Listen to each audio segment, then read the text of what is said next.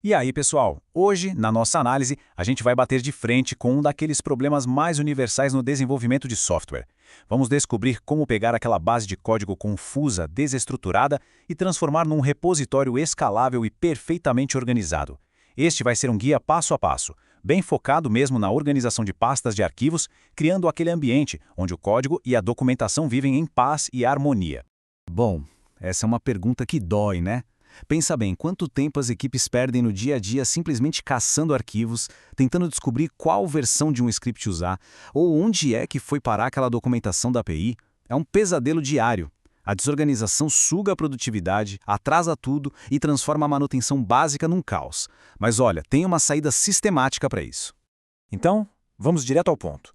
A nossa agenda hoje é 1. Filosofia do código limpo.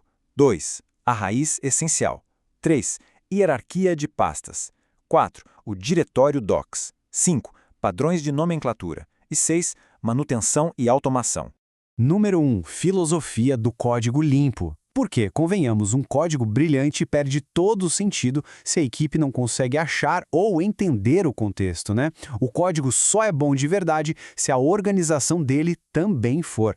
Isso traz a gente para essa metáfora fantástica do Broad Institute sobre a separação de interesses. Um repositório é literalmente como uma casa. A gente não vai guardar panela no banheiro ou material de limpeza dentro da geladeira, certo? Tem que ter uma expectativa clara de onde as coisas estão. Da mesma forma, arquivo de configuração não se mistura com dados brutos e rascunho de script não tem que ficar poluindo o código de produção. E para manter essa casa em ordem, a gente precisa de uma mudança de cultura. É aí que entra o Documentation as Code, a documentação como código. Basicamente é tirar a documentação daquelas wikis corporativas que todo mundo esquece e trazer para o repositório. A inteligência do projeto deixa de ser um texto estagnado e vira um ecossistema vivo, versionado e testado com o mesmo rigor do código-fonte.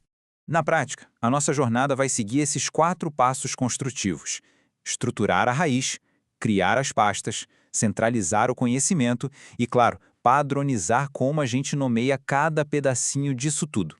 Número 2. O passo 1, a raiz essencial. A primeira impressão e a base de todo o projeto.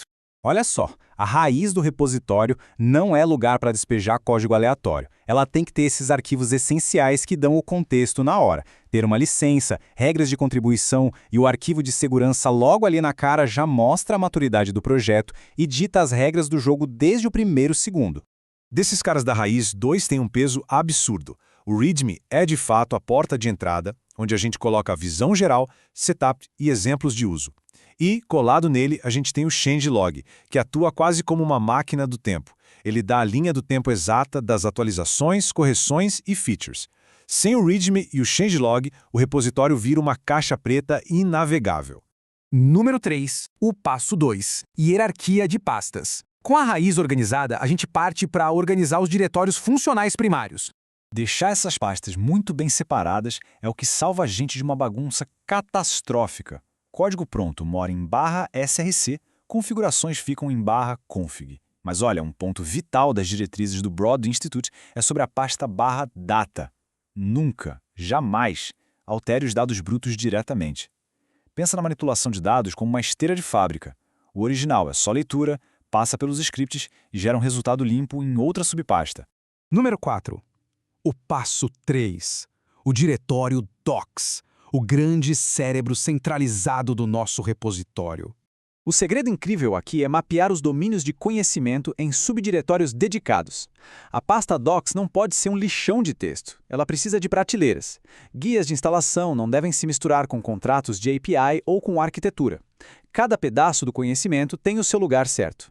E lá dentro da pasta de arquitetura, a gente encontra uma das ferramentas mais geniais de hoje, os ADRs.